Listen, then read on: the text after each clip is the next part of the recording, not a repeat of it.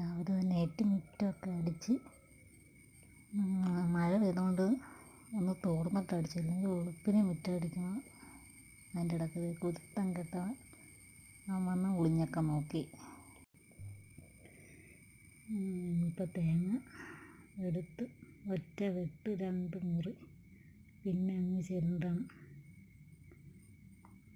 ഈ സമയത്ത് ചേട്ടൻ എഴുന്നേറ്റിട്ടുണ്ട്, കട്ടൻ കൊടുത്തില്ല. എന്തായാലും അരച്ച് വെച്ചിട്ടങ്ങ് പോകാമല്ലോ എന്ന് വെച്ച്. കറണ്ടില്ലായിരുന്നു, ഇടയ്ക്ക് പോയി ഇടയ്ക്ക് വന്ന് അങ്ങനെ നിൽക്കുന്നു. ആ വന്ന സമയം കൊണ്ട് അങ്ങ് അരച്ചങ്ങ് എടുത്ത് നേരെ കട്ടൻ കൊണ്ട് കൊടുത്ത്. അപ്പോഴോർത്ത് അയ്യോ അപ്പം ഉണ്ടാക്കാനായിട്ട്, അപ്പോൾ ഇതിന് മധുരം ഇട്ടില്ലല്ലോ എന്ന്. പിന്നെ നേരെ അത് കുടഞ്ഞിട്ട് 2 ഇളക്ക് പടേന്ന് അപ്പം ചുട്ടെടുത്ത്. പിന്നെ മുട്ടക്കറി വെക്കാനായിട്ട് സവോള വഴറ്റി അതിലേക്ക് തക്കാളി ഇട്ട്, അപ്പോൾ അവിടെ മുട്ട തിളച്ചുകൊണ്ടിരിക്കണം.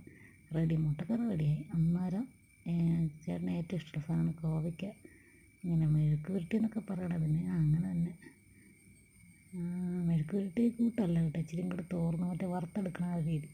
പിന്നെ പാത്രമൊക്കെ കഴുകി വെച്ച്, പിന്നെ കുറച്ച് പണിയും കൂടി ഉണ്ട്. തുണി കഴുകിയേക്കും. കാര്യം ഇപ്പോൾ മഴയല്ലേ, ഇത്തിരി തോർച്ച കണ്ടപ്പോൾ അങ്ങ് കഴുകിയിട്ടേക്കല്ലോ എന്നോർത്ത് നേരെ തുണി എടുത്തിട്ട്,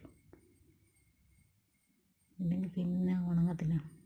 ഇപ്പം നല്ല വെയിൽ കൂട്ടൊക്കെ തോന്നും. എവിടെ വെയിലൊന്നും ഇല്ലെന്നേ, മഴ വരുന്ന വഴിയേ അറിയാലോ. അങ്ങനെ പിന്നെ തുണിയൊക്കെ അങ്ങോട്ട് വിഴുങ്ങി.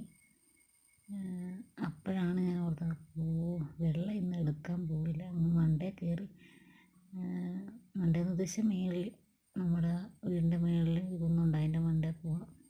അത് ഒന്ന് അടിച്ചൊക്കെ ഇട്ടിട്ട് പോരാന്ന് ഓർത്ത് നേരെ അടിച്ച്. ബാക്കി പിന്നെ അടുത്ത വീഡിയോ കാണാം.